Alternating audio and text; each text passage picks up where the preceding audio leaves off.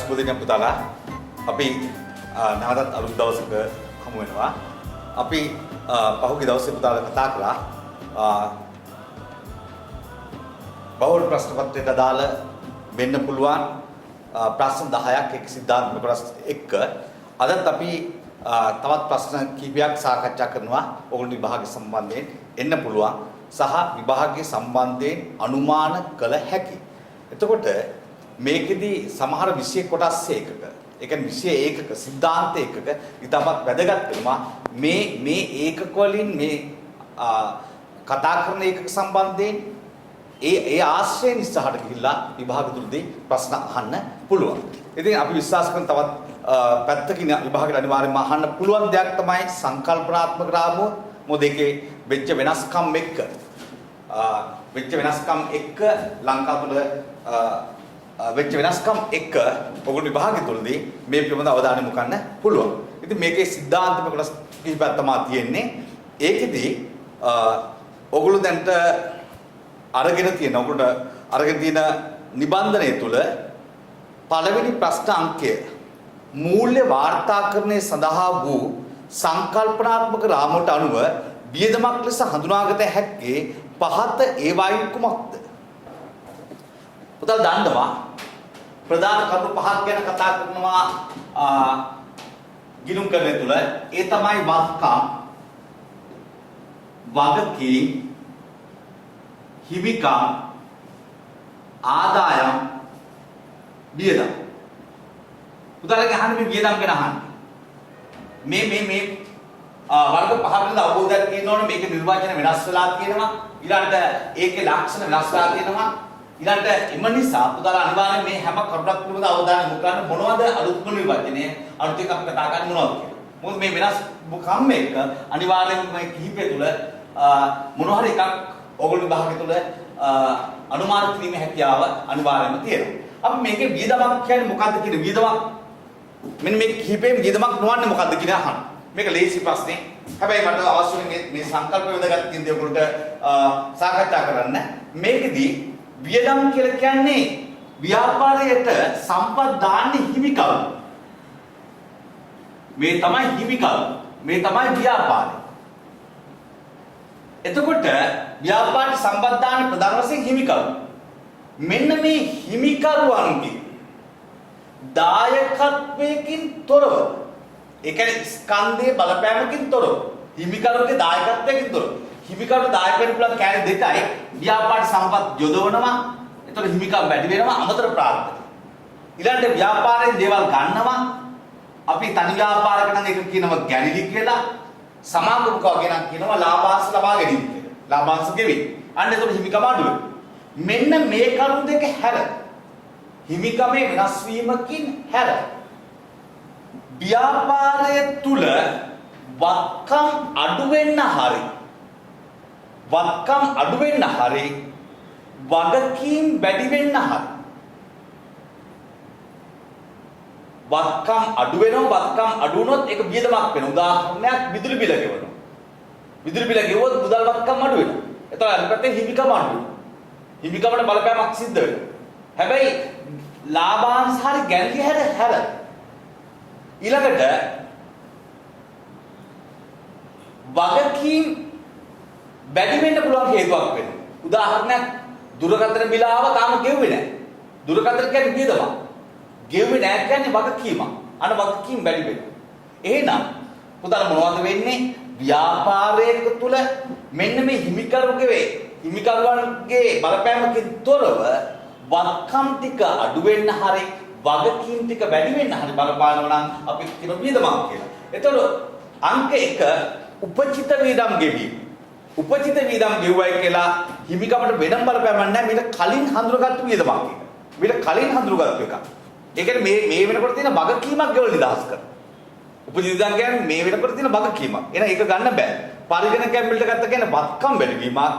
ඒක තුලින් හිමිකමට බලපෑමක් වෙන්නේ නැහැ. බෙල්ද ගෙවිද්‍යාව සඳහා ගෙවනවා. ඒක ණයක් ගෙවන්නේ. හිමිකමට බලපෑමක් වෙන්නේ නැහැ. බැංකු ණය නිරෝධ කරනවා. බැංකු ණය නිරෝධ කරනවා කියලා කියන්නේ වගකීම් අඩුවීමක්. අවසානයක වර්ෂය සඳහා විගණන ගාන අන්න විකරණ ගාස්තු ගෙවීම කියන්නේ අයිතිකරු ගෙදර ගෙනියන දෙයක් නොවන වත්කම් අඩුවීමකින් හරි වගකීම් වැඩිවීමක් තුලින් හරි හිමිකමේ අඩුවීමක් කරනවා නම් අපි ඒකට කියනවා වියදමක් කියලා. වත්කම් අඩු වෙලා හරි වගකීම් වැඩි වෙලා හරි අයිතිකරු ගෙදරගෙන අයිතිකරුවන්ට කරන බෙදාහැරීම් හැර ඒ කියන්නේ බෙදාහැරීම් කියන්නේ එක්ක ගැනිලි නැත්නම් ලාභාංශ කිවි. ඒව හැර හිමිකම අඩු වෙනවා නම් අපි කියනවා වියදමක් කියලා. එහෙනම් පස්වෙනි එක විකරණ ගාස්තු කියනවා. විකරණ ගාස්තු කියනකොට ඒක ලාභාංශවත් ගැනලි නොවේ. විකරණ ගාස්තු කියනකොට වත්කම් අඩු වෙනවා. එහෙනම් අනිත් පැත්තෙන් හිමිකම අඩු වෙනවා. අපි කියනවා වියදමක් විදිහට. අංක 5. ඊළඟට මුදල් ප්‍රකාශ සෑම අවුරුද්දකම දෙවෙනි පේපරේට සහ ඒ වගේම පළවෙනි පේපරේ ලකුණු කිහිපයක් එකතු කරලා තියෙන අවස්ථාවක් උදාරන්න මේක අමාරු නැහැ. මේකේ සිද්ධාර්ථ මේ ප්‍රශ්න පිළිබඳ අවබෝධයක් තියෙනවා නම් හැම දරුවෙකුටම ලකුණු ගන්න අවස්ථාවක් තියෙනවා. ඕගොල්ලෝ දැන්නවත් දන්නවා මුදල් ප්‍රකාශය තුල මුදල් සරලව මුදල් ලැබෙනවා සහ ගෙවනවා. අපි උදාහරණයක් ගන්න ගුණසේන පොත්වල. ගුණසේන පොත්තාට සල්ලි එනවා සල්ලි යනවා. මේ යන එනේම තමයි අපි කියන්නේ මුදල් ප්‍රවාහයක් කියලා. එනවනම් ධන මුදල් ප්‍රවාහයක් මුදල් වැඩි වෙනවා. එළියට යනවනම් ඍණ මුදල් ප්‍රවාහයක් මුදල් අඩු වෙනවා. එතකොට මෙන්න මේ මුදල් එනේවා යන්නේවා අපි කෑලි ප්‍රධාන ක්‍රියාකාරීත්වයන් තුනකට වෙන් කරන ප්‍රමිතියට අනුව. එකක් තමයි මෙහෙයුම්. දෙක තමයි ආයෝජන. තුන තමයි මූල්‍ය.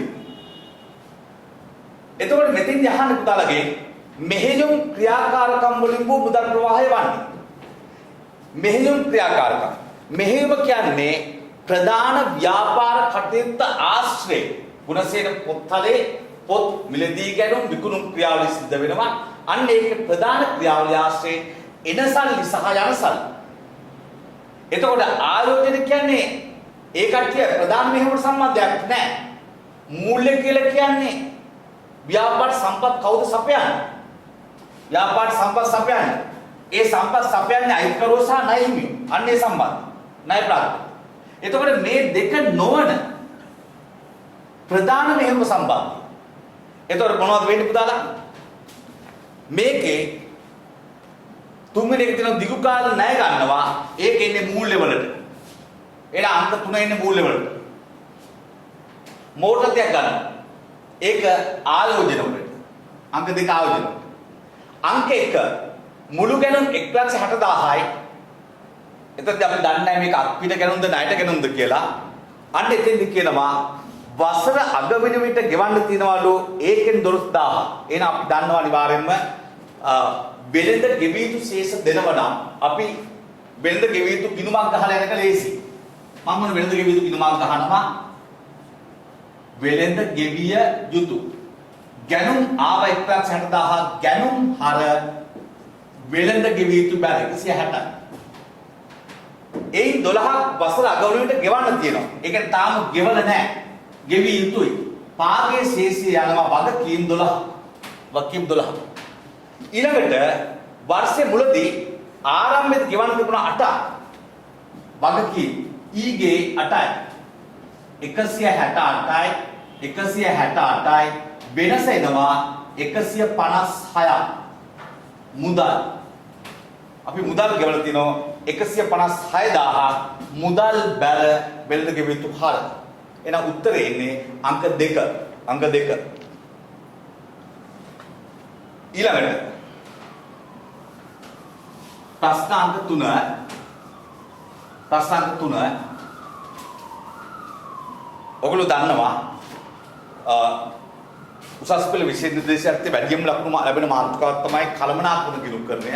ඒකේ ඊටාම ප්‍රධාන සංකල්ප කිහිපයක් පිළිබඳව පුතාලා දැනගන්න ඕන. පිරිවැය හැඳින්වීම සම්බන්ධයෙන්, ද්‍රව්‍ය පිරිවැයකරණය සම්බන්ධයෙන්, ශ්‍රම පිරිවැයකරණය සම්බන්ධයෙන් සහ පොදුකාර පිරිවැය ගිණුම්කරණය සම්බන්ධයෙන්. මේකෙන් මේ සියල්ලකින්ම එකට එකතු වෙලා විශාල ලකුණු ප්‍රමාණයක් ඔයගොල්ලන්ට ලබා ගන්න අවස්ථාව තියෙනවා. ඒක හැම පේපරයක්ම පසුගිය ප්‍රශ්න පත්‍ර සාකච්ඡා කරනකොට පුතාලන්ට බලන්න පුළුවන්. මේක කියනවා පිරිවැය මධ්‍යස්ථානයක් සඳහා උදාහරණයක් වන්නේ පුතා දන්නවා මම සරල උදාහරණයක් කියන්නම්. ඕකේ ප්‍රධාන සංකල්ප තුනක් තියෙනවා. මේ සංකල්ප තුන විභාගයට අහන්න පුළුවන් ඒවා. පිරිවැය ඒකකය, පිරිවැය මධ්‍යස්ථාන. පිරිවැය කියන්නේ අපි ධර්ම සම්පත් යොදාගන්නේ. යම් කටයුත්තක් වෙනුවෙන් යොදාගන්න සම්පත් තමයි පිරිවැය. ඒක අපි කියන පිරිවැය කියලා. ඒතර පිරිවැය ඒකකයක් කියලා කියන්නේ. පිරිවැය ඒකකයක් කියලා කියන්නේ හොඳට මතක තියාගන්න ඒ ආයතනය, ඒ සංවිධානය පිටට මොනවද දෙන්නේ? අලෙවි කරන්නේ මොනවද? අනේ පැත්තෙන් හිතන්න, ප්‍රායෝගික පැත්තෙන් හිතන්න. දැන් උදාහරණයක් ගුණසේන පොත්වල මොනවද දෙන්නේ? පොත්. පෙදැන්සස් දෙන්නේ පිස්බන් හරි මොනවාරි මේකේ මාළු පාන් හරි විතර පාන. නැත්නම් පාන්. දඹුළු ලීබඩු දෙන්නේ පුටුවක්, මේසයක්. ඒ කට්ටිය අලෙවි කරන්නේ මොනවද? ඒ කට්ටිය දෙන්නේ මොනවද? ව්‍යාපාර සපයන්නේ මොනවද? විදුලි බණ්ඩල දෙන්නේ විදුලි ඒකක වලට අය කරන්නේ. නවලෝක රෝහල රෝගීන්ගේ දවසක් වෙනුවෙන්. රෝගී දවසක් වෙන කාමරයක් වෙන් කරනවා. හෝටලයක් එක දවසක් වෙනුවෙන්. ඒතර අලෙවි කරන්නේ මොකක්ද? පිරිවැය ඒකකයක්. පිරිවැය ඒකකයක්. එතකොට මේකේ මේ මොනවද ආයතනික පරිගණකයක් කියන්නේ අලෙවි කරන එකක් නේ. කලිසමක් කියන්නේ අලෙවි කරන එකක් නේ. මේසයක් කියන්නේ අපි අලෙවි කරන එකක් නේ. පාන් රාත්තලක් කියන්නේ අලෙවි කරන එකක්. ඒක පිරිවැය ඒකක. එතන පිරිවැය මධ්‍යස්ථානයක් වෙන්නේ නම් මොකද්ද? බේකරි. උදාහරණේ බේකරි එතන පිරිවැය මධ්‍යස්ථානයක් කියලා කියන්නේ පස්සේ වෙලාවක අර පිරිවැය ඒකක වලට බෙදා හරින තෙක් වියදම් එකතු කරලා තියෙන තරම් තමයි අපි කියන්නේ පිරිවැය මධ්‍යස්ථාන. උදාහරණයක් මේ පෑන් හදනවා ඊළඟට මෙතන පොතක් හදනවා අපි ආයතනය. අපි තුම ඇට්ලස් හරි යමන ආයතනයක් කියලා. පොතක් හදනවා පෑනක් හදනවා. එතකොට ඒව තමයි පිරිවැය ඒකක. එතකොට මේ ආයතනයේ පිරිවැය ටික ඔක්කොම එකට එකතු කරලා තියෙනවා එක එක මධ්‍යස්ථානවල. පස්සේ ඒ එකතු වෙච්ච පිරිවැය ටික මෙන්න මේ භාණ්ඩ ඒකක තුලට අවශෝෂණය කරගන්න. ඇතුල් කරනවා. අන්නේ මෙහෙම භාණ්ඩ ඒකක තුලට ඇතුල් කරන තෙක් පොතටයි පෑනට ඇතුල් කරන තෙක් වියදම් ටික එකතු කරලා තියෙන දේ තමයි අපි කියන්නේ පිරිවැය මධ්‍යස්ථාන කියලා. එහෙනම් මේක ගන්නේ බේකරියක්. හතරවෙනි එක ඔගොල්ලෝ දන්නවා ඊළඟ වැදගත් අවධානය යොමු කරන දෙයක් තමයි ප්‍රමිත ගිණුම් කරන ප්‍රමිත. ඒකේ එක ප්‍රමිතයක් තමයි වාර්තා කරන කාල පරිච්ඡේදයේ පසුසිදුවීම. ඒකේ ස්ටේ. එතකොට ගිණුම් කරන ප්‍රමිතාන්ත 10 කියනවා වාර්තා කරන කාල පරිච්ඡේදය කියන්නේ පුතාලා අපේ accounts හදන කාල පරිච්ඡේදය. අපි හිතමු 19:04කින් පටන් ගන්නෙ 20:03:31 තමයි ඉවර වෙන්නේ. හැබැයි මේ ඉවර වෙච්ච දවසම accounts අපි එළියට දෙන්න බෑ. යම් කාලයක් අරගෙන ගිණුම් කරන දෙපාර්තමේන්තුවේ නිලධාරියෙක් ඒවයි accounts වල හදලා මොනවාරි ගැලපුම් තියෙනවා නම් ඒව දාලා අන්න account set එකක් එයා හදනවා. ඒ හදපු account set එක අනුමත කරනවා. හැබැයි accountant හරි මූල්‍ය කළමනාකරුවෙක් හරි ඊළඟට ගිණුම් කරන දෙපාර්තමේන්තුවේ නිලධාරියෙක් හරි හදන account set එකේ අවසාන අනුමැතිය තියෙන්නේ කාටද? අධ්‍යක්ෂක මණ්ඩලය. දැන් ඔයගොල්ලෝගේ විභාගේ පේපර්ස් හදනවා, පේපර්ස් හදලා පේපර් බලන එක, හදන එක, පේපර්ස් බලලා හදලා ඊළඟට ලකුණු එකතු කරලා ඒවා රිසර්ච් ෂීට් විදිහට හදලා මේ ක්‍රියාවලියක් කරාට මේකේ අවසාන ප්‍රතිඵල දෙන එකේ වගකීම තියෙන්නේ විභාග කොමසාරිස්තුමාට. එයාගේ අස්සන එන වෙලාව තමයි වැදගත්ම වෙලාව. අන්න ඒ වගේ අධ්‍යක්ෂ මණ්ඩලයේ අස්සන දෙන්න ඕන මේ කවුන්සල්. අන්න ඒක දෙන්නේ අපි හිතමු 20:05:30 මෙන්න මේ කාල පරිච්ඡේදය තමයි වාර්තා කරන කාල පරිච්ඡේදයට පසුබිම. වාර්තා කරන කාල පරිච්ඡේදය මේක. ඒකට පස්සේ වෙන සිදුවීම්. මේ සිදුවීම් වර්ග දෙකකට බෙදනවා ගලපන ඒවා සහ නොගලපන ඒවා. ගලපන කියලා කියන්නේ මෙන්න මෙදා තත්වයට මෙදා තිබිච්ච තත්වයට තවදුරටත් සාක්ෂි සැපයීමක් කරන ඒවා. ඒ කියන්නේ හදිසියවත් මෙදා අපි දැනගෙන හිටියනම් මේ ඊට පස්සේ වෙන්නේ අපි සිද්ධියක්. ඒ සිද්ධිය වෙනව කියලා අපි මෙදා දැනගෙන හිටියනම් අපි මෙන්න මෙදා ඒ accounts වල අපි ගලපනවා නම් අන්න ඒකට කියනවා ගලපන සිද්ධියම කියලා. ඒ කියන්නේ මෙන්න මේ 3.31 තිබිච්ච තත්වය ගැන තවදුරටත් තොරතුරු, තවදුරටත් සාක්ෂි අන්න මූල්‍ය වාර්තාව සම්බන්ධයෙන් ලබා දෙන තොරතුරු අපි කියනවා ගලපන සිදුවීමක් කියලා. දැන් මේකේ ඒක ඔයගොල්ලෝ දැන්ට ගලපන සිදුවීම් පිළිබඳ නොගලපන සිදුවීම් පිළිබඳ පුතාලා උදාහරණ මාර්ගයෙන් අවබෝධ කරගන්න ඔයගොල්ලෝ ප්‍රමිත උගන්වනකොට ඔයගොල්ලෝගේ ගුරු උගන්වලා තියෙනවා. ඒවා අනිවාර්යයෙන් මේ ටික බලන්න උදාහරණ මාර්ගයෙන් ඉගෙන ගන්න. ඒ ටික බලන්න පොඩි විභාගයේ ඒ දුන්නු උදාහරණ හිම විභාගයට අහලා තියෙනවා. ඒකත් ඔළුවේ තියාගන්න. දැන් මෙතන මේක ඊට එහා ගියපු දෙයක් විතර තියෙන්නේ. දැන් ව්‍යාපාරෙ මෙන්න මේ අවුරුද්දේ ලාභය ලක්ෂ මිලියන් 2ක් කියලා අරන් තියෙනවා. ලාභය මිලියන් 2ක්. ලාභ මිලියන් 2ක්. දැන් ගාන කියනවා මෙන්න මෙදා 3.31 මූලික තත්ත්ව ප්‍රකාශය. මෙන්න මෙදා තොගය පෙන්නනවා වර්ෂ අවසාන. තොගය පෙන්නලා තියෙනවා දැනට 1500ක් කියලා. 1500ක්. මම දහස් වලින් ගන්නම් 1500. හැබැයි මේ තොගය ඊට පස්සේ විකුණන්නේ අධ්‍යක්ෂකවරු අනුමත කරන්න පෙර විකුණන්නේ කීයද 1400ට. විකුණන්නේ 1400ට. හැබැයි විකුණනකොට දරලා තියෙනවා කීයද 50ක වියදමක්. එහෙනම් අපි මේ විකුණන්න අපේක්ෂිතාගේ විකුණනාගේ අපි කියන උපලබ්ධයගේ කියලා. එහෙනම් උපලබ්ධයගේ අපි දරන වියදම් ටික අඩු කරාම වෙනවා සුද්ධ උපලබ්ධයගේ 1350. 1350. ඒ කියන්නේ පුතාලා මෙතන මෙන්න මේ තිබිච්ච 1500 තොගේ ඇත්තටම විකුණලා අපිට හම්බ වෙන්නේ 1350. දැන් ඕගොල්ලෝ නිකන් හිතන්න මේ 1500 තොගේ මෙදා තියෙන පිරිවැය කීයද? මෙදා තියෙන පිරිවැය 1500. හැබැයි මෙදා තිබෙන තොගේ සුද්ධ උපලබ්ධයගේ අපිට නැත්නම් කියනවා net realizable value NRV. සුද්ධ උපලබ්ධයගේ ඇත්තටම මෙදා කීයක් තීරණය කළ තිබුණත් හරිමගේ කීයද 1350ක් කියලා අපිට අධ්‍යක්ෂකවරු අනුමත කරන්න කලින් දැනගෙන තියෙනවා. 1350යි සුද්ධ උපලබ්ධයගේ. ඇත්තටම සුද්ධ උපලබ්ධයගේ 1350. එහෙනම් තොගේ පෙන්නන්න LKS 2 තොග ප්‍රමිතෙන් කියනවා පිරිවැය සහ සුද්ධ උපලබ්ධයගේ කියන දෙකේ මොනවාද පෙන්වන්න ඕන අඩුවගේ. දැන් මේ කට්ටිය දාපු තොග ගිණුමේ කීයද තියෙන්නේ? 1500ක් තියෙනවා. මේ කට්ටිය දැන් තොග ගිණුම හදලා තියෙන්නේ. ලාභෙත් හොයලා 1500යි. දැන් ඇත්තටම වැඩියෙන් කීයක් තියෙනවද? 150ක් වැඩියෙන් තියෙනවා. 150ක් වැඩි. එහෙනම් තොග ගිණුම බැල 150යි. ඒ 150 තොග කපා හැරීම හර 150. තොගෙන් කපා හැරීම. තොග බැල 150යි. තොග කපා හැරීම හර 150. එහෙනම් මෙන්න මෙතනින් 150 අඩු කර තොග කපා හැරීම කියන්නේ වියදම. ඒ කියන්නේ මේක වාර්තා කරන කාර්යපරිච්ඡේද ගලපන කියලා කියන්නේ වාර්තා කරන කාර්යපරිච්ඡේද දාලා ඒක accounts වෙනස් කරන්න කියලා කියන්නේ. හදන්න කියලා. එහෙනම් මොනවද වෙන්නේ?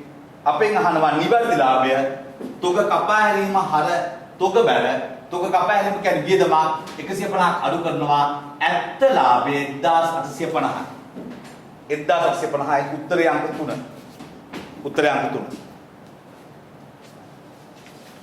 ඊළඟට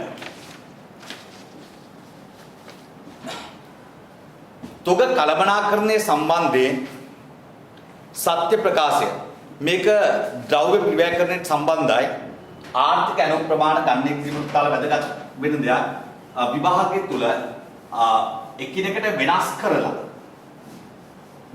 හැම අවුරුද්දකම වගේ ආර්ථික ඇණවුම් ප්‍රමාණය සම්බන්ධයෙන් ප්‍රශ්න අහලා තියෙනවා සමහර ප්‍රශ්න අවුරුදු වල ලේසි වෙනවා සමහර ප්‍රශ්න අවුරුදු වල අමාරු වෙනවා මම මේක පොඩි ඔයගොල්ලෝ මේක ඇත්තටම ඉගෙනගෙන තියෙනවා මම විශ්වාස කරනවා ඔයගොල්ලෝ ඉස්කෝලේ අනිවාර්ය ගුරුවරු පාසල් ගුරුවරු ගොඩක් කල් අරගෙන ගොඩක් වෙලාව අරගෙන කාලේ අරගෙන උගන්වන පාඩමක් මේක. එතකොට මේකේ ඉඳන් දාලා දැනුමක් තියෙනවා කියලා විශ්වාස කරනවා. මම මේක පොඩි සරල දෙයක් විතරක් කියන්නම්. අපි හිතන්නේ අපේ ව්‍යාපාරයේ ව්‍යාපාරයට අවශ්‍ය වෙනවා අවුරුද්දකට ජනවාරි 1 වෙනිදා ඉඳලා දෙසැම්බර් 31 වෙනකම් මේ අවුරුද්දටම ඕන වෙන ප්‍රමාණය භාණ්ඩ ප්‍රමාණය ඒකක 30000ක් පිළිතක් අමුද්‍රව්‍ය කියලා ගාමන්ට් එකක් කියලා ගාමන්ට් එකට රෙදි මීටර 30ක් ඕන වෙනවද 30000ක් ඕන මේ රෙදි මීටර 30000 එක සැරේ ගෙනාවක් 30000ක් ඕන එහෙම නැත්නම් සැඩින් සැරේ ටික ටික ගෙනාවක් ඒ අවුරුද්දට ඕන 30000 ඒක වෙනස් වෙන්නේ නැහැ ඩී කියන එක වෙනස් වෙන්නේ නැහැ ඉල්ලුම කියන එක වෙනස් වෙන්නේ එතකොට මේ 30000 ගේන්න පුළුවන් ආකාර තියෙනවා මොනවද පුතාට මේ 30000 එක සැරේ ගෙනාවොත් ඔක්කොම ටික ගොඩාක් ලොකු තොගයක් එනවා. ඒ ලොකු තොගේ ගොඩාක් කල් අපේ ආයතනයේ තුල තියෙනවා. ඒතකොට මේ 30000 වෙනම ගෙනාව ලොකු ප්‍රමාණයක් ගෙනාවොත් 30000ම ගෙනාවොත් අපිට වෙනම ගබඩාවට විදුලියව ආරක්ෂාව වෙනම මේ අසුරාන වෙන තැන් ඕන. තබා ගන්න යන විදිහ මොනවද වෙන්නේ බැලුවා. 30000 එක සැරේ ගෙනාවා. හැබැයි 30000ම ගෙනාවොත් එක සැරේ කඩ යන වාර ගන්න කියන. ඇනමුම් වාර ගන්න. ඇනමුම් වාර ගන්න එකයි. එතකොට එහෙම නැත්නම් අපිට ගේන්න පුළුවන් එක ගමනකට 1000ක් ගේන්න. 1000ක් ගෙනාවොත් වාර 30ක් කඩ යන වෙනවා. සරලයි. එක දවසකට කියලා 1000යි ගේන්න. එතකොට කඩ යන වාර ගන්න 30ක් වෙනවා. එතකොට 1000ක් ගෙනාවොත් අපේ ගාව තියෙන්නේ අඩු ප්‍රමාණයක්. තියෙන්නේ අඩු ප්‍රමාණයක් නම් තියාගන්න ඕන ගබඩාව අඩු ප්‍රමාණයක. ආරක්ෂාව අඩු ප්‍රමාණයක. ඊළඟට තබා ගැනීමේ වියදම අඩු වෙනවා. හැබැයි ගමන් තබා ගැනීමේ වියදම අඩු වෙනවා. එක සැරයකට ගේන ප්‍රමාණය අඩු වෙනවා කියලා කියන්නේ තබා ගන්න යන වියදම මොනවද වෙන්නේ? තබා ගැනීමේ වියදම මොනවද වෙන්නේ? තබා ගැනීමට යන වියදම එන්න අඩු වෙනවා. පල්ලෙහාට.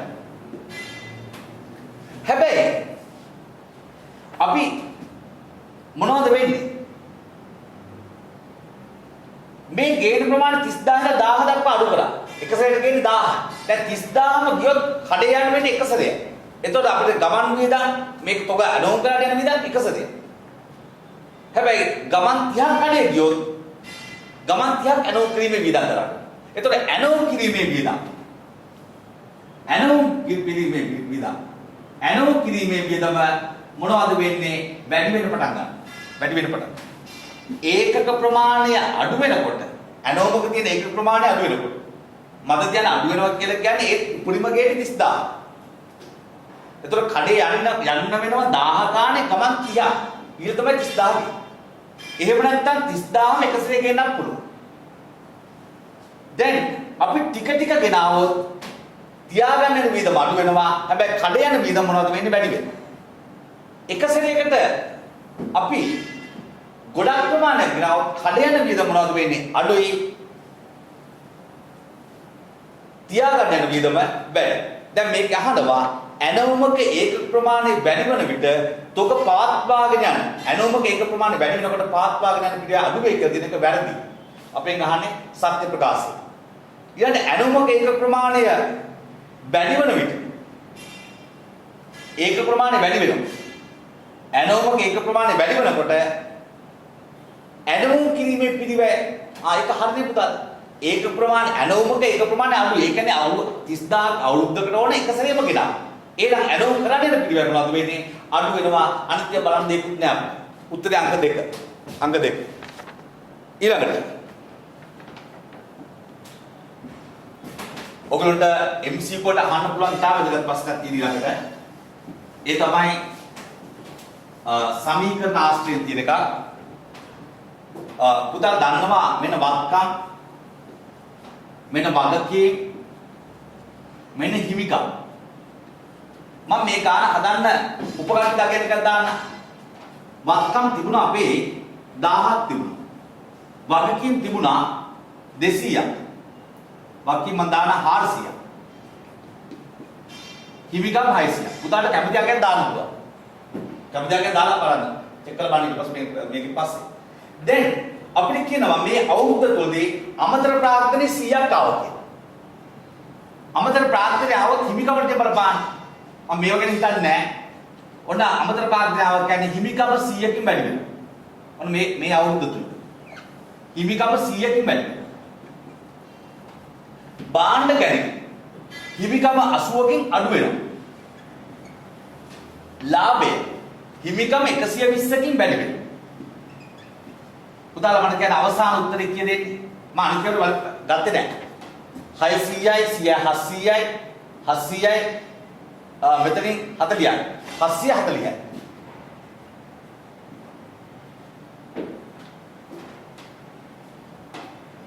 700යි 820යි 820යි කියන්නේ 820න් 80ක් අඩු වෙනවා 740යි. හරිද? දැන් මේ කාල පරිච්ඡේදයේ තුලදී දැන් බලන්න එක මොනවද වෙලා තියෙන්නේ කියලා. අමතර ප්‍රාර්ථන නිසා හිමිකම් වැඩි වෙනවා. ලාභ නිසා හිමිකම් වැඩි වෙනවා. ඒ කියන්නේ අවසාන ප්‍රතිඵලය. දැන් මේ ප්‍රතිඵලය බලන්න ඕගොල්ලෝ. මේ ප්‍රතිඵල බලන්න.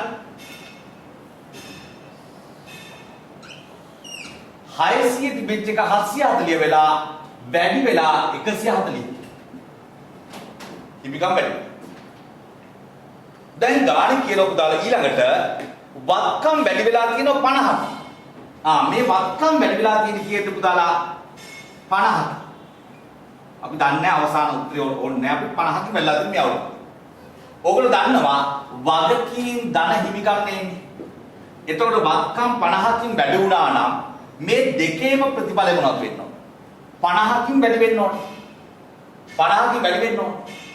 මේ දෙකේ ප්‍රතිඵලය 50කින් වැඩි වෙන්න ඕන. හැබැයි වෙලා තියෙන්නේ මොනවද? මෙතන වෙලා තියෙන්නේ හිමිකම් ටික 140කින් වැඩි වෙනවා. හිමිකම් 140කින් වැඩි වෙලා තියෙනවා. වගකීම් සහ හිමිකම් කියන දෙකම වෙන්න ඕන දේ තමයි 50කින් මේ දෙකම වැඩි වෙන්න ඕන. මේ දෙකම වෙන්න ඕන දේ තමයි වැඩි වෙන්න ඕන 50. ඇයි වත්කම් එකතු වෙලා තියෙන්නේ 50.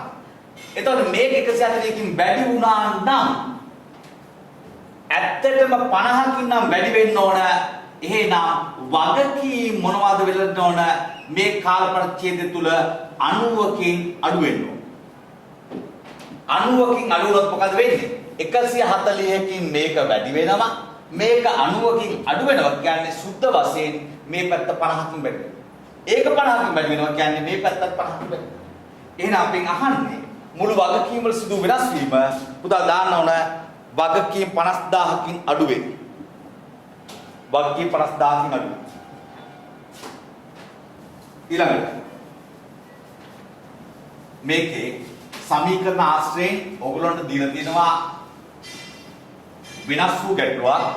ඒ තමයි දිත්ත සටහන් ලියන්න කියනවා සංලක්ෂයක් දාන්න එපා කියනවා. පළවෙනි එක වත්කම් අඩු වෙලා තියෙනවා 80කින්. වගකීම් 20කින් වැඩි වෙනවා. රඳවාගත් ඉපියුම් 100කින් අඩු වෙනවා. රඳවාගත් ඉපියුම් අඩුවීමක් නම් පුතාලා එන්නේ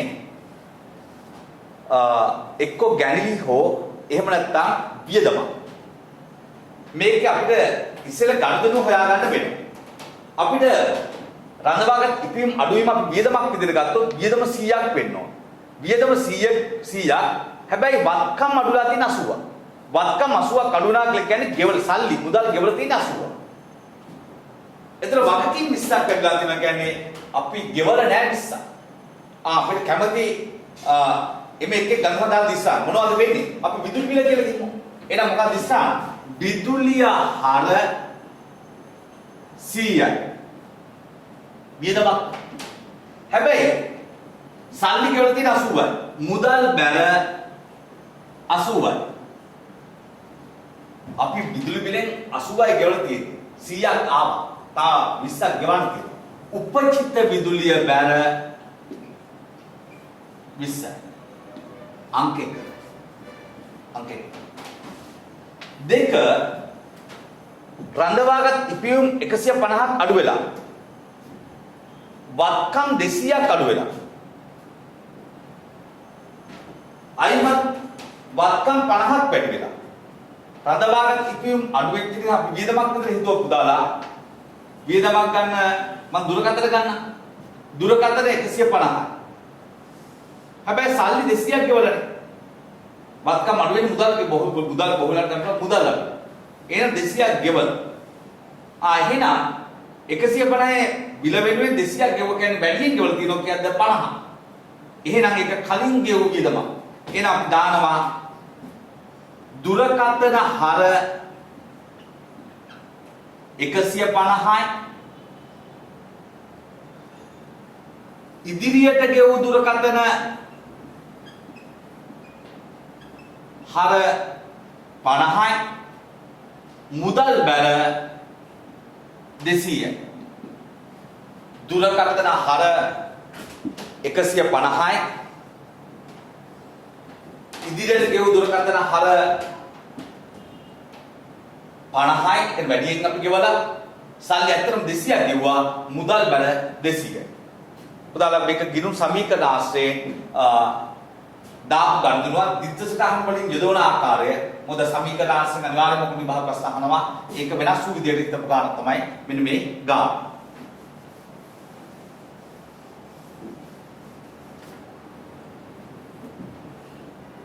ඊළඟ එක පහුගිය අවුරුදු ගණනාවක කොමන්ලි අහපු ප්‍රශ්නයක් මේ දිගින් දිගටම අහපු ප්‍රශ්නයක්. ඒ වගේ මේ වගේ අදහස් තියෙන ප්‍රශ්න අහලා තියෙනවා. මෙතෙන් තියෙන මොනවද අහන්න පුතාලාට පොදු ලෙජරේ පවත්වා ගන්න ලබන පහත ගිණුම් වල නිවැරදි වර්ගීකරණය. පාර්ටෝස්ද බෙන්ක්‍රීම් කියන්නේ. නිවැරදි වර්ගීකරණය කියලා කියන්නේ මෙතන අහන්නේ මේක වත්කම්ද, වගකීම්ද, හිමිකම්ද, ආදායම්ද වියදම්ද. ඔන්න පහින් එකක් අහන්න. එතකොට මේ කාර්ය දැක්කම මේව ලකුණු ගන්න පුළුවන් ඒවා. ලකුණු ගන්න පුළුවන් හැබැයි ගැටලු ලකුණු ගන්න පුළුවන් හැබැයි වර්ධිත තියෙන නැමියාව වැඩි ඒවා. මොකද මේක හදිස්සිය හදන්න ගියොත් අවබෝධය නැතුව හැදුවොත් මේක වර්ධීමක් වෙන්න පුළුවන්. පාර්ටෝස් බෙන්කිරින් කියලා කියන්නේ අපේ වැඩ කරන සේවකයෝ ව්‍යාපාරයෙන් ඉවත් කරනකොට උන්ට ගෙවනවා පාර්ටෝස් එක. ඒ කියන්නේ ග්‍රැටිවිටි කියලා. අන්නේ ගෙවන කාලයක් කව දවසක ගෙවන්න මොනවද කරන්නේ? අපි ලාභයෙන් අඩු කරලා බෙන් කරලා තියාගන්න පැත්තකින් බෙන්කිරීමක්. මේ බෙන්කිරීම මොකද්ද කියලා අහනවා. අපි ඒක දන්නවා අපි කවදා දවසක මේක දෙන්න වෙනවා වගකීම්. ඒක වගකීම් පිළිබඳ. හානි කරන ලාභ කියන්නේ ඉස්සරනම බොල් ණය අපිට එන්න තියෙන මුදල් ණයගතියෙක්ගේ වෙළඳ ලැබිතු ශේෂකගේ එන්න තියෙන මුදල් නැති වෙනවා. ඒක අපිට වියදමක් පුතල් වියදම් වලට වැටෙනවා. ඊළඟ නොයිපියු ආදායම. නොයිපියු ආදායම කියන්නේ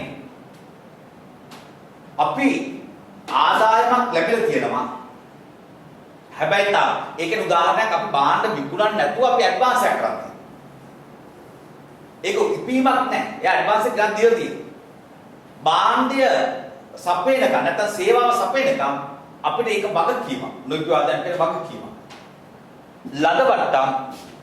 ලදවට්ටම් කියන්නේ පුතා දන්නවා මේක සරල දෙයක් ආදායමක්. ඊළඟට මේක ඉතාම වැදගත් විභාගයේ අනිවාර්යෙන්ම අහන්න හැකියාවක් තියෙන එක. අනිවාර්යෙන්ම අහන්න හැකියාවක් තියෙනවා. බොහෝ වෙලාවට මේක අනිවාර්යෙන්ම අහන්න පුළුවන් හේතු වෙන්නේ වෙච්ච වෙනස්කම් එක්ක. අලුතෙන්ම ඔයගලන්ට සිලබස් එකට ආපු ප්‍රමිතියක් තමයි ගණදුරු කරුවන්ගේ සමග යුසිම් වලින් වූ අයභාරය හඳුනා ගැනීම. එතකොට මේක SLFRS 15 කියලා ඉතාම වැදගත් ප්‍රමිතියක්. පුතාලි භාගයට දැඩිසේ අහන්න පුළුවන්කම. එක්සම් මේකේ තියෙනවා ආදායම් හඳුනා ගැනීමේ ක්‍රියාවලිය.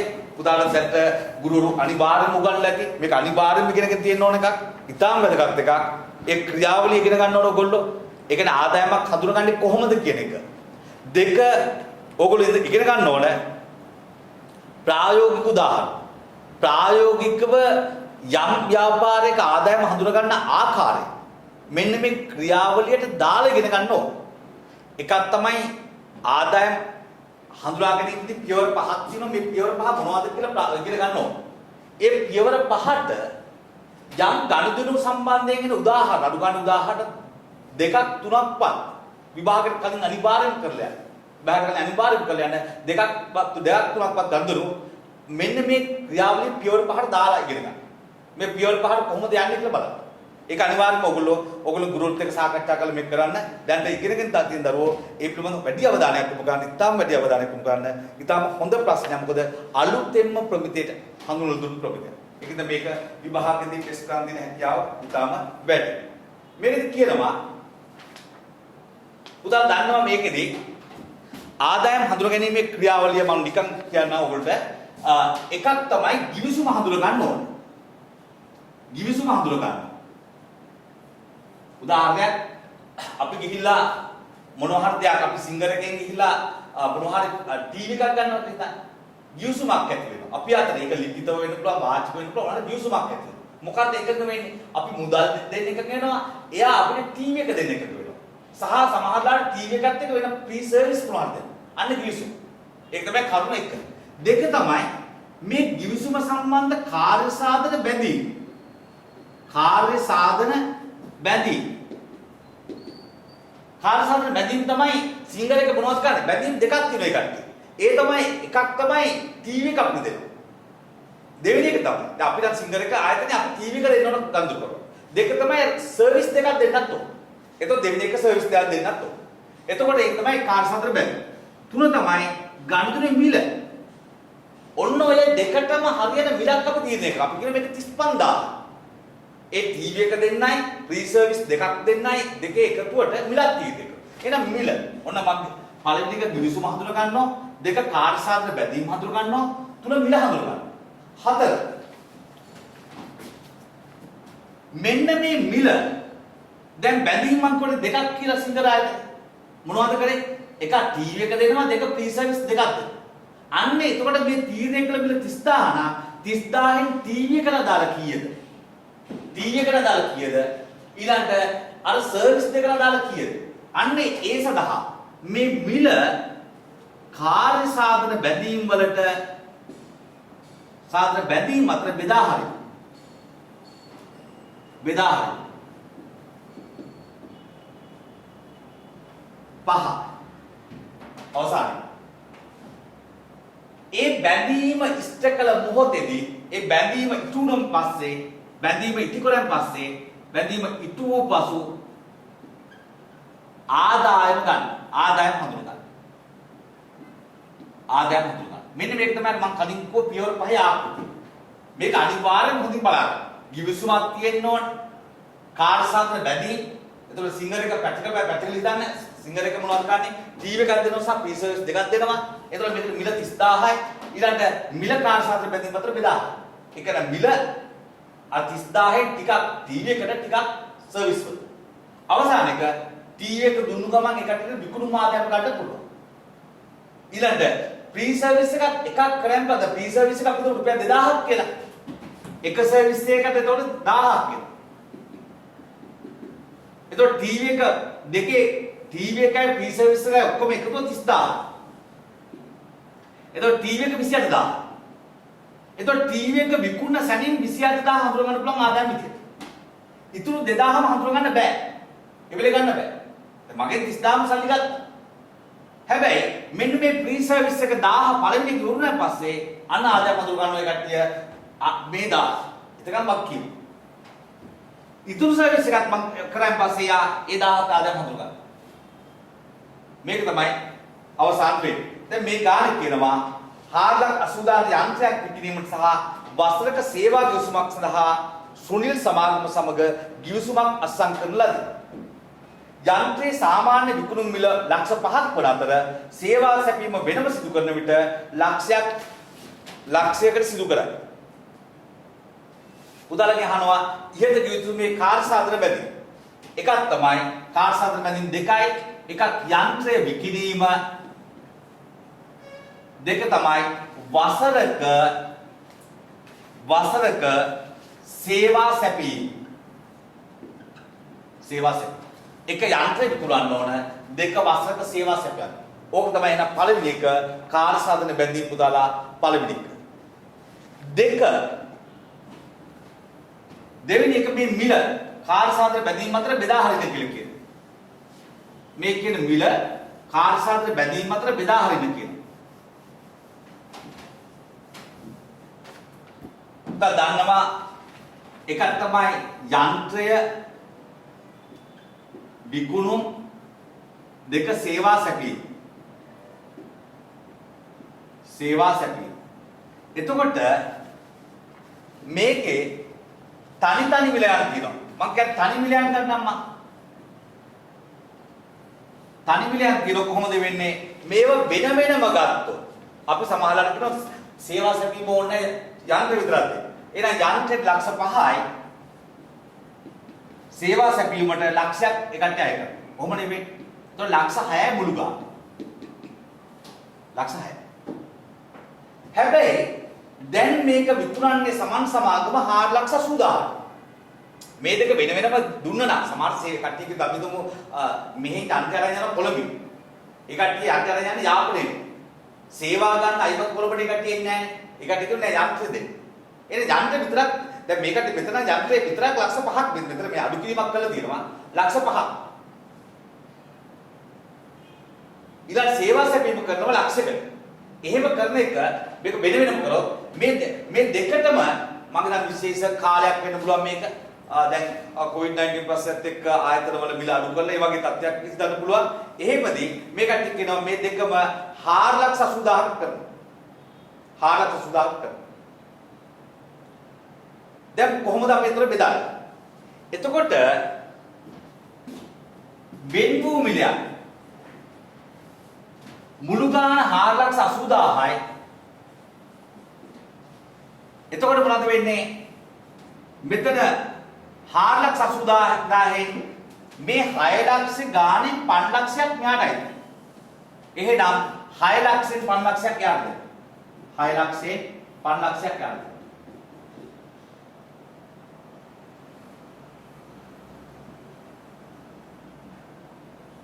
එතකොට කීයද එන්නේ? 80,000 හේවා 5ක් වෙනවා ලක්ෂ 4ක්. ඊළඟට 4,80,000යි මුළු ගාන ඒකෙන් 6,00,000න් ලක්ෂයක් ඥානද? එතකොට උත්තරේ එනවා 80,000. ඒ කියන්නේ මේ ගානේ යන්ත්‍රයේ වටිනාකම යන්ත්‍රයේ විකුණුම් මිල ලක්ෂ 4කට ගන්න වෙන්නේ. සේවා සැපීමේ අගේ විදිහට අපිට ගන්න වෙන්නේ 80,000. 4,80,000ක් අපි ගණන් ගන්නවා. ඒ ගන්න ගානේ 4,00,000ක් පුතාලා වෙන්නේ යන්ත්‍ර විදුමෙන් 80,000ක් වෙන්නේ සේවා සැපීම විදුමෙන්. මේ 4,00,000 වෙනමම විකුණුම් ගිණුමට වැටෙන්න ඕන. මේ 80,000 සේවා ආදායම් වලට සේවාව සපයලා ඉවරුණෙන් පස්සේ ආදායම් වලට ගන්න. භාණ්ඩ විකුණන සැනින් මේ 4,00,000 ආදායම් වලට ගන්න පුළුවන් විකුණුම් කියලා. හැබැයි මේ 80,000 ගන්න වෙන්නේ සේවාව සපයලා ඉවරුණෙන් පස්සේ තමයි ආදායම් වලට ගන්නෙ. එතෙක් ඒක දානවා නොයිපියු අය බාර ගිණුමකට. නොයිපියු ආදායම් ගිණුමකට ඒක දාලා තියෙනවා. නොයිපියු ආදායම් කියන්නේ වගකීමක් විදිහට තමයි මෙතන දාන්න වෙන්නේ. ඒක එතෙක් දාන නොයිපියු අය බාර ගිණුමකට සේවාව සැපයුවෙන් පස්සේ තමයි 80,000 දැන් විදිහට ගන්න. ගණිතන කරගෙන 4,80,000ම දැන් එකතු කරා. හැබැයි දැන් ආදායම් විදිහට ගන්නෙ නැහැ. ඔක්කොම ගන්න බාණ්ඩ දුන්න සැනින් 4,00,000ක් ආදායම් වලට 80,000ක් අදාළ සේවාව සැපයුවෙන් පස්සේ. ඒක ඉතාම වැදගත් ක්‍රමයක්. පුතාට මේ තව අහන්න පුළුවන් දෙයක් තමයි 10 වෙනි එක. අද අපි මේ ප්‍රශ්න පත්‍රය සාකච්ඡා කිරීම මේ ප්‍රශ්නෙන් අද දවස අවසන් කරනවා. අපි ඊට කලින් මේක ඉවර කරමු. මේක කියන පුතාලා මොනවද? ජංගම අනුපාත. පුතා දන්නවා ජංගම අනුපාත කියන එකේ තේරුම තමයි ජංගම වගකීම් නිරවුල් කරන්න ජංගම වත්කම් වල තියෙන හැකියාව. ජංගම වත්කම් වලින් ජංගම වගකීම් කොහොම ගෙවන්න පුළුවන්ද කියලා. දැන් මේ ගානේ කියනවා ජංගම අනුපාත 2.4ට 2.4ට එකක් කියලා. ශ්‍රේණික අනුපාත කියනවා 1.8ට එකක්. ඒ කියන්නේ මේක ජංගම අනුපාතය මේක ශ්‍රේණික අනුපාතය. ජංගම වගකීම් එකක් තියෙනකොට ජංගම වත්කම් 2.4ක් තියෙනවා. ඒ කියන්නේ අපි ගෙවන්න තියෙන එකක් නම් අපේ ගාව තියෙන 2.4ක්. ඒක බයිනත් අපිට ගෙවන්න පුළුවන්. ඊළඟ ශ්‍රේණික වත්කම් කියන්නේ ඒකේ තොගේ අඩු කරන් පස්සේ මේ දෙක අතර වෙනස තොගේ. එතකොට තොගේ අයින් වුණාන් පස්සේ තියෙන ගොඩක් ද්‍රවශීල වත්කම්. අන්න ඒවා තියෙන 1.8 ඒකෙන් අපිට පුළුවන් ජංගම වත්කම් එකක් ගෙවන්න දාන්න. ඒ කියන්නේ ජංගම වත්කම් එකක් තියෙනවා නම් එකයි එක්කෙනෙක් ඉල්ලන් එනවා අපේ ගාව 1.8ක් තියෙනවා දෙන්න. ඒතර බයිනත් අපිට දෙන්න පුළුවන්. ඒක ව්‍යාපාරේ කාර්යප්‍රාප්තියත් හොඳයි. ව්‍යාපාර කරගෙන යන ආකාරය හොඳයි. දැන් මේ ගානේ ජංගම වගකීම් 840,000. මෙන්න මේ එක සමාන වෙනවා 840. මේ එක සමාන වෙනවා 840. එහෙනම් මේක එකක් නම් අපි අහනවා ඒ වගේ 2.4ක් තියෙනවා ජංගම වත්කම්. එහෙනම් 840 වගේ 2.4ක් ඒ කියන්නේ 2016ක් තියෙනවා ජංගම වත්කම්. ඊළඟට 840 ජංගම වත්කම්. ඒ වගේ 1.8ක් තියෙනවා ශනික වත්කම්. ජොරසීල වත්කම්. තොගේ අයින් කරලා පස්සේ වත්කම්. ඒ කියන්නේ මේ 840 වගේ 1.8ක් කියලා කියන්නේ 1.8ක් කියලා කියන්නේ 1512ක් තියෙනවා. 840 1.8 මෙතන 1512ක් තියෙනවා. දැන් පුතා දන්නවා ජංගම වත්කම් 2016ක් තියෙනවා. ශනික වත්කම් 1512ක් තියෙනවා. එතකොට මේ දෙක අතර වෙනස තමයි මොනවද? ජංගම වත්කම් සහ ශනික වත්කම් අතර වෙනස තමයි තොගය. එහෙනම් තොගය සමානයි 2016 ඍණ 1512 උත්තරය 504ක් වෙනවා. ඒ කියන්නේ 5,04,000ක්. දහස් වලින් මම ගත්තා. විභාගේ දානකොට සම්පූර්ණ ගාණ දාන්න 5,04,000ක්. උදාලා අපි එහෙනම් ඉතා වැදගත් ප්‍රශ්න පත්‍රයක කොටසක් සාකච්ඡා කරා. මේ ප්‍රශ්න ටික නැවත ඔයගොල්ලෝ බලන්න. ඉතා වැදගත්. නැවත බලන්න. ගමන් දෙකක් තුනක් මේ ටික බලන්න. මේ ගණන් ටික තේරුම් ගන්න. මොකද මේක හරහා ඔයගොල්ලෝගේ සිද්ධාන්ත ප්‍රශ්න වලට යන්න. මේ ප්‍රශ්න හරහා සිද්ධාන්ත ප්‍රශ්න වලට යන්න. මේ ටච් කළ දෙන්නේ ඉතාම වැදගත්. ඒ විභාගයට අනුමාන කළ හැකියවා එන්න පුළුවන්. එතකොට ඒක නිසා මේක ආශ්‍රයෙන් ඔයගොල්ලෝ සිද්ධාන්ත වලට කියලා තව සිද්ධාන්ත වල තියෙන දරුක වැඩි කරගන්න. ඒක වැදගත් වෙනවා ඔයගොල්ලෝගේ උසස් පෙළ විභාග සඳහා. එතකොට මේ දවස්වල නැවත සිද්ධාන්ත බලන වැඩිය මේ පැත්තෙන් කියලා හදාගන්න එක ඔයගොල්ලෝ වැදගත් වෙනවා. ඒක නිසා මේ පිළිබඳ වැඩි අවධානය යොමු කරන්න බලන්න. අපි එමුනොත් තව ඊළඟ දවසේදී තවත් පාඩම් තවත් විෂය ප්‍රශ්න පත්‍ර ඒකකයක් සමග අපි සම්බන්ධ වෙනවා. ඉතින් උදා හැමෝටම සුබ දවසක් ප්‍රාර්ථනා කරනවා.